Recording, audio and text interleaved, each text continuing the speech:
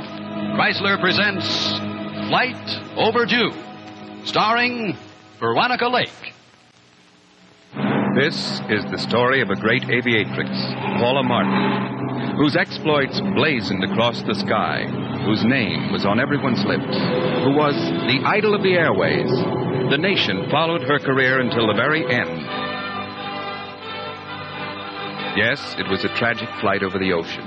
She just disappeared into thin air. The search kept up for weeks until finally all hope was given up. But was that all it was, just a crash at sea? There were rumors of something strange, something mysterious. Now, for the first time, we can tell you that story of Paula Martin. Perhaps the best place to start is here, where Paula used to live. This is her husband, Don Bennett, who never really believed the story of her disappearance, never really convinced himself she was lost. Come on, say it, spit it out. Speak up. Hello. Whoever you are, you hear me? This is WX432. I've been getting your signal for days now, but it continues scrambled. Will you clarify your signal? I want to know your position. Over.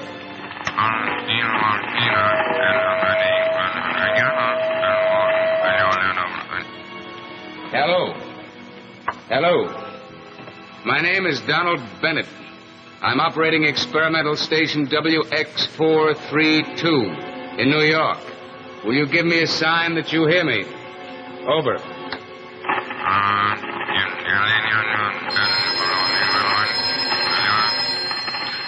Don, I'll take it in the living room. Thanks, Deirdre. I wish you would. Hello. Wherever you are, I'm going to try broadcasting on another wavelength. Hello, Mr. Rutgers. Fine, thanks.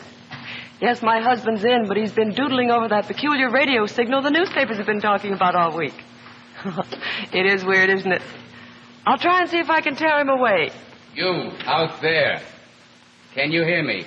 This is WX432. WX432 in New York. Please identify yourself. Please identify yourself. It's Sam Rutgers, dear. Sam Rutgers? Gee, thanks, darling. After all these years? Hello, Sam. Yes. Yes, I'm doodling with the airwaves again. Well, personally, I'm beginning to believe that it is nothing but sunspots. You want to see me? Well, come on over. Oh, yes, Anna is still our maid. All right, I'll tell her. See you in about 15 minutes, then. Okay, goodbye. Gee. Sam Rutgers, my old lawyer. Don, how long must this go on? What? Must we always be haunted by her? By whom? Paula was wonderful, I'm sure. The greatest woman flyer in the country, but Don, it's been 4 years since she was lost over the Pacific. You're married to me now. I think it's time you accepted the idea that she's gone. Darling, those signals have nothing to do with Paul. I'm curious, that's all. Communications is my business. No, Don. In your mind is still the notion that from somewhere, some island on the Pacific, you might still get a message from me. How can I compete against that? You don't have to, darling. Please forget it. Oh, would you ring for Anna, please? This was Paula's home for so long, and it still is. Oh, darling. Anna was her maid, and she still is. Please, honey. I'm the only stranger in this house. The outsider. Oh, Don, I'd rather you admitted it. I'd rather you accepted the fact that it haunts you. It's a shadow in this house. Darling, you're making a great deal out of nothing. Am I? Yes. Then why is her picture still on your desk? Why? Because there's more to it than you know. What, Don? All I remember hearing is she took off to fly the Pacific. Halfway across, she blacked out and was never seen again. What more, Don? To the world, Paula Martin was the most exciting woman on earth. Speed and thrills. That's great newspaper copy. But to those of us who knew her, she was something else. You rang for me, Mrs. Bennett? That's the way I shall always remember her. I raised her from a baby. Anna, Sam Rutgers is coming over. He asked that you be here. Said he'd like to say hello. Yes, sir. It'll be nice to see Mr. Rutgers again. Mr. Bennett, those signals, do you think they might be from Miss Paula? Oh, I don't think so. Why, it's 4 years now. It's not likely. Oh, there will never be another one like her. There was no holding on to her. She would go through your hands like quicksilver. Yes. Quicksilver. When we were first married... I'm sorry, darling. Oh, I don't mind hearing, Don. I want to. I think it's better for both of us to talk about her.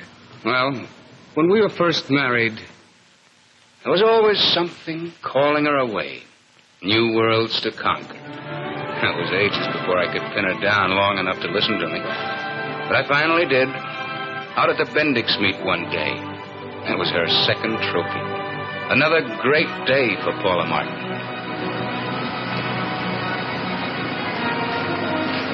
Just one more shot, Miss Martin. Now face this way. All right, boys, but this will have to be the last one. Thank you, Miss Martin. Hi, darling. Oh, sweetie, congratulations. Hello, Don. Did you see it all? I The way sure I came did. in for that finish? Oh, honey, it was wonderful. Oh, Paula, now this is your second Bendix trophy. Now you've certainly proven that you're the greatest woman flyer in the world. Now you can stop proving things, huh? And marry me. We've been all through that before, Don. I'd never give up flying. I've still got a lot of unfinished business up there. There's still so much to do. Well, there'll come a time when there'll be nothing new to do. And what then? I'll worry about that when I'm 30. In the meantime, think of all the new type planes there'll be to fly. I'll buy you any type of plane you want. I might still be interested in some more meets. I haven't flown the Pacific or the Arctic yet. Yes, there's still so much to do. I'd just never be happy giving up flying. Those are awfully tough terms, Paula. Yes, aren't they?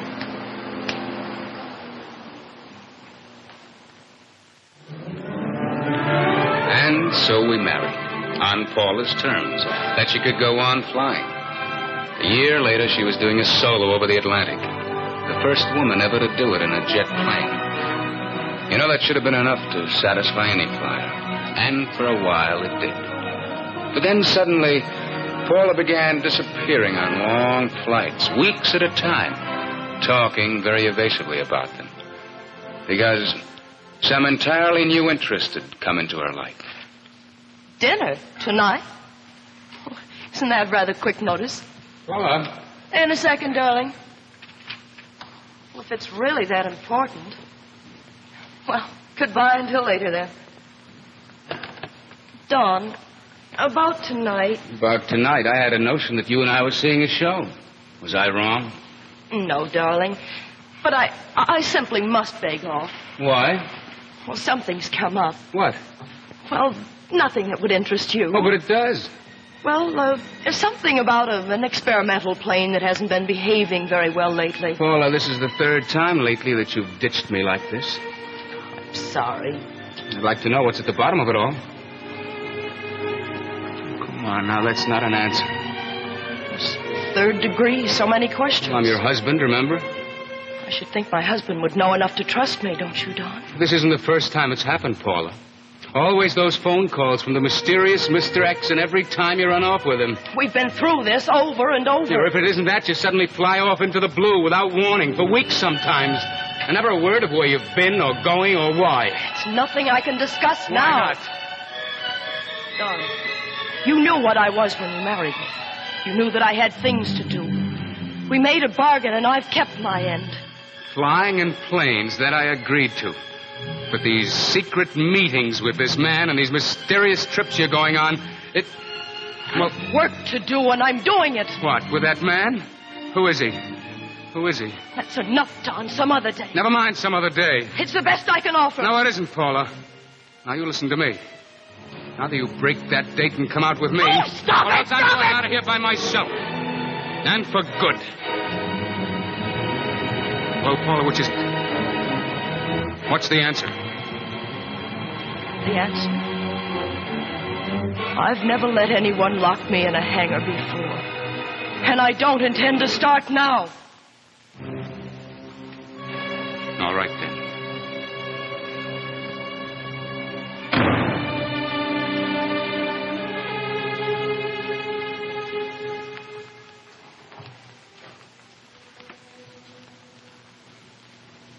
And that was the end of it, Don. You didn't come back again to this apartment until after she disappeared.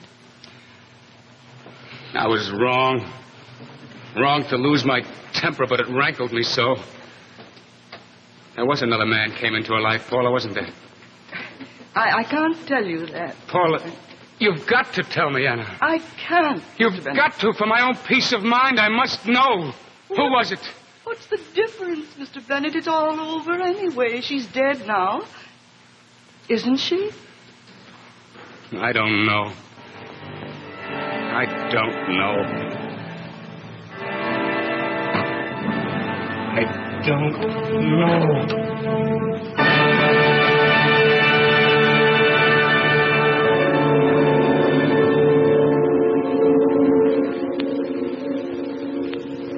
And now, back to our story. Flight Overdue, starring Veronica Lake. Anna, maybe this man who came into Paula's life is the answer. Who was he? Please, Mr. Bennett. Don, all that was 4 years ago. Anna, you've got to tell me what you know. But Mrs. Bennett... Please, Anna, let's have it all out now. Let's clear it up once and for all. Well, Mr. Bennett, after you left here, it became a funny, upside-down kind of life. Miss Paula was more full of secrets than ever. She came, went at all hours. I worried. Sometimes I would be kept waiting up until 4 in the morning. And then, the very last time that I ever saw her... Certainly been my red letter day, all right. Thanks a million. I'd ask you when only Anna might be waiting up, and I'd rather she didn't know. Good night. Oh, so Anna must not know. If you don't look like Lady Macbeth's ghost. 4 in the morning. That's how much you're afraid of me. Oh, you shouldn't have waited up. Never mind me. What kind of life is this for you, Miss Stay Out All Night? A wonderful kind of life, Anna. I don't know when I felt so alive. This is what you call feeling alive. Keeping these late hours, separating from Mr. Bennett, breaking his heart. He's better off this way, really he is. But he loves you so. Why, how can you say that? I could never be the kind of wife he wants. Well, then why did you ever marry him? I thought it was the right thing to do. Because of all the money he could spend on you? That's enough, Anna. Miss Paula, I raised you from a baby. I have a right to talk. Yes, you used Mr. Bennett for what you wanted, and now it's somebody else. You've been spying on me. Oh, Miss Paula, this is no good. Always making use of people, taking from them what you want, and then flying away. You should settle down once and for all. Yes, and stop seeing a man that's old enough to be my father. What do you see in him? What do I see? You couldn't possibly understand this, Anna. Just when I thought I'd used everything up. Just when it seemed like there were no new worlds left to conquer. Jeepers, I've got to be up by 7. 3 hours from now. Oh, I've a plane to catch, and I can't afford to miss it.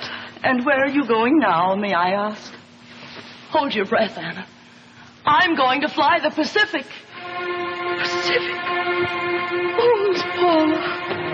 Always something new. Always taking one more chance. Never thinking of those you leave behind. Those who are unlucky enough to love you and care what happens to you. Do you ever think of anybody but yourself? Someday you will go too far. Someday you will take one chance too many. Maybe. Well, then, please, Miss Paula. It's no use, Anna. This is the greatest thing yet. More than oceans, more than water. It's the biggest thing in my life, and nothing's going to stop me. She was flying over the Pacific.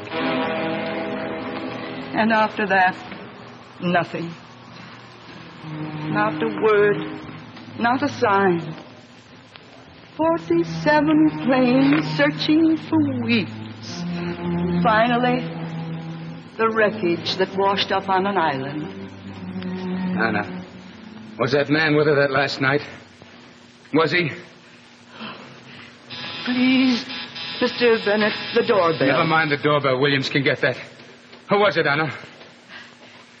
Mr. Bennett, we have got to trust her just as she asks. Besides, Don, that's all over with now, isn't it?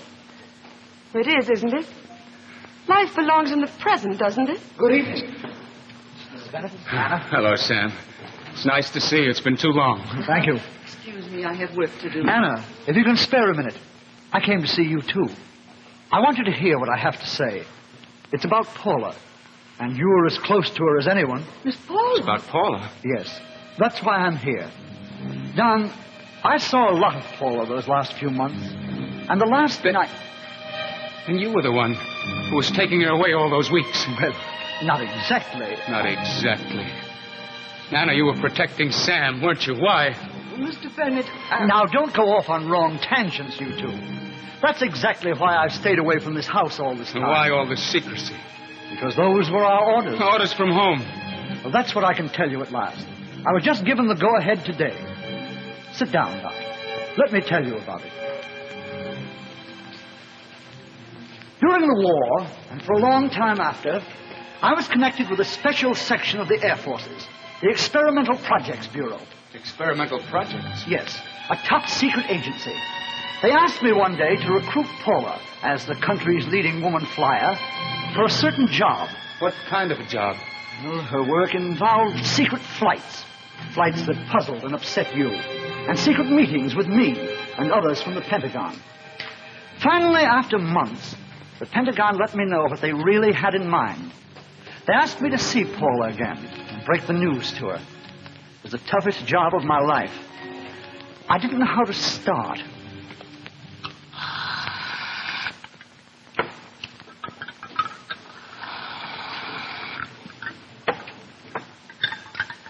Oh, come on, Sam, out with it. Whatever it is, I can cope with it. I'm not sure I can.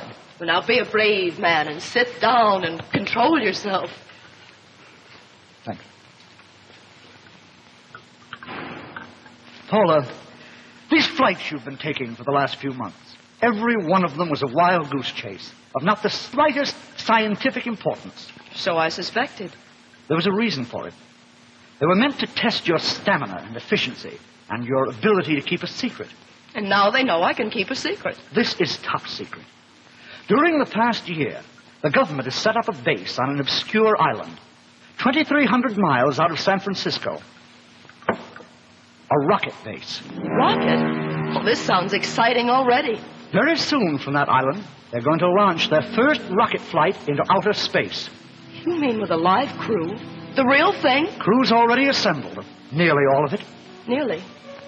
You mean they're thinking about me?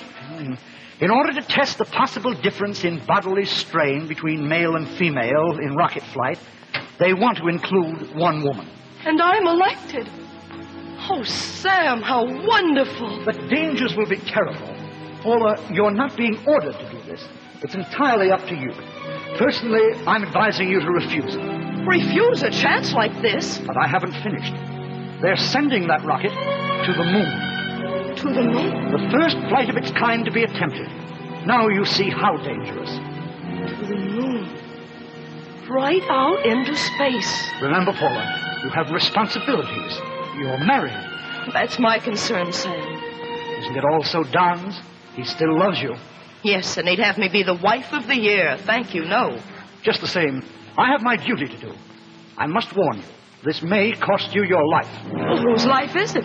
Mine, to spend any way I want to. Even though it may affect other people, people who love you, Paula. Turn it down. Turn it down? How can I? That wonderful new world, millions of miles away, pulls at me across all that space as though it had me by the hands. I can't possibly resist it. My whole life, everything I've done up to now has been for an opportunity like this. And no one's going to stop me. Not you or Don or anyone. Rocket to the moon. And they really went through with it, Sam? They took off perfectly. We watched the flight through giant telescopes. We saw the rocket streaking through the Earth's atmosphere. Everything fine. Going into the outer space. Just a tiny speck. And then we lost it. And not a word from them ever since. The wreckage. Well, to cover up, we had that wreckage planted in the Pacific and pretended it was Paula's plane. We had to, for security reasons. The search planes were carefully kept away from the rocket base. That rocket was a miracle of science, as safe and efficient as man could make it. The only question was, would it ever be able to make the return trip? Return trip? Or get a radio signal back to Earth?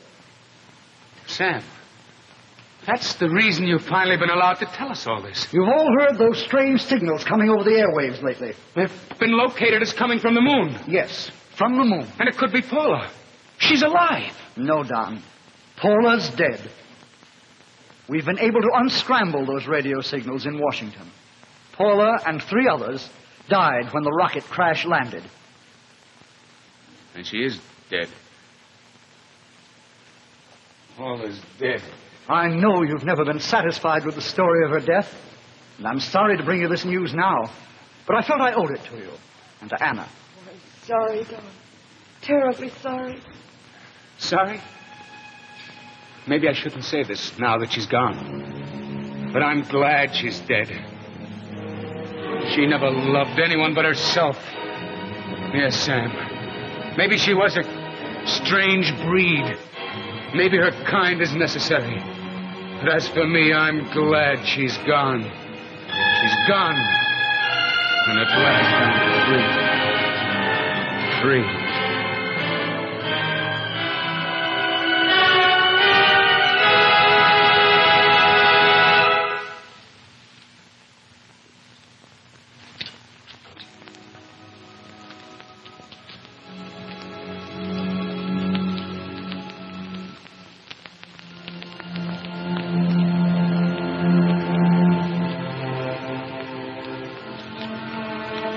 That's by John Fredericks.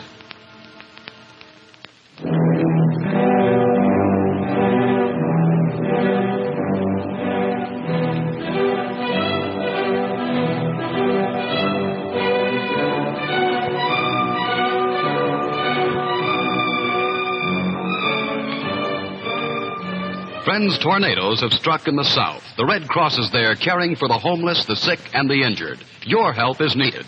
Give generously through your American Red Cross. The preceding program, originally telecast by ABC in New York, has come to you by special video recording. This is ABC, the American Broadcasting Company.